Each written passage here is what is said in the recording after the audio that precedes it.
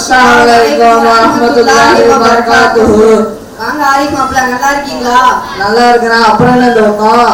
ஆமா, இன்னைக்கு நம்ம மொஹல்லா மதரசாவுல ஆண்டி விழாவாம்ல, அதான் என் பிள்ளை என்ன சொல்லுதுன்னு பாக்கலாம்னு வந்த மாப்ள.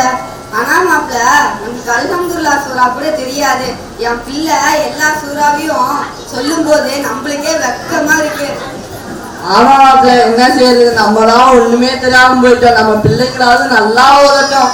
என்ன மாப்பிள்ள, உங்களை பள்ளிவாசல் பக்கமே பார்க்க முடிய மாட்டேங்குது. என்ன மாப்பிள்ள செய்யறது? பொழப்புண்டு பொழப்ப தேடியே போக வேண்டியதா இருக்கு. தொழுகை கூட நேரம் கிடைக்க மாட்டேங்குது. என்ன செய்ய? இப்படியே சாக்கு போக்கு சொல்லிக்கிட்டே இருங்க. கொஞ்சமாச்சும் அல்லாவுக்கு பயப்படுங்க. மாப்பிள்ள, ரமலான் மாசம் வந்துருச்சு. நோன்பெல்லாம் வைப்பீங்களா? சும்மா சொல்லுங்க. வயிற்று நோன்பு தானே வைப்பீங்க? மாப்பிள்ள, நான் நோன்பு வச்ச பல வருஷம் ஆச்சு. அல்லா அல்லா, என்ன மாப்பிள்ள சொல்றீங்க? நோன்பு வச்சே பல வருஷம் ஆச்சா? முதல்ல என் தங்கச்சி அடிக்கணும். ரமலான் மாசம் 3 வேலையும் உங்களுக்கு ஆக்கி ஆக்கி கொட்டுது. மாப்பிள்ள, நல்லா கேட்டுக்கோங்க. மக்களே, நீங்களும் கேட்டுக்கோங்க. ரமலான் மாசம் ஒரு நோன்பு விடணும்னா அதற்கு சில நிபந்தனைகள் இருக்கு. ரமலான் மாசம் ஒரு நோன்பு விட்டதற்கு பதிலாக ஆயுள் முழுவதும் நோன்பு வச்சாலும் அந்த ஒரு நோன்புக்கு ஈடாகாது. தெரியுமா மாப்பிள்ள? மக்களே, நீங்களும் தெரிஞ்சுக்கோங்க. என்னமோ உங்க தங்கச்சி தான் ஆக்கி ஆக்கி கொட்டுற மாதிரி சொல்றீங்க. அப்புறம் என்னங்க? ரம்ஜான் மாதம் முழுவதும் நம்ம மொஹல்லாவில் உள்ள வாலிபர்கள், பள்ளிவாசி நிர்வாகிகள் அனைவரும் சேர்ந்து 30 நாள் சிறப்பா சகர் செய்யறாங்க. அது உங்களுக்கு தெரியுமா? என்னமோ உங்க தங்கச்சி தான் ஆக்கி கொட்டுற மாதிரி சொல்றீங்க.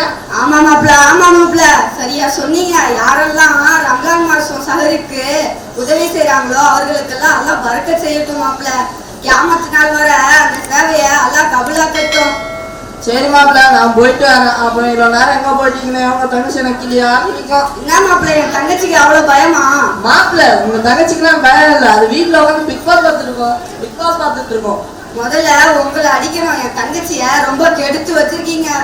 மாப்பிள்ள உங்க தங்கச்சினாலதான் நானே பிக் பாஸ் பார்க்க ஆரம்பிச்சேன். அது உங்களுக்கு தெரியுமா? என்ன மாப்பிள்ள, என் தங்கச்சி இப்படி குறை சொல்றீங்களே? பொத்தி பொத்தி வளர்த்த புள்ளங்க அது.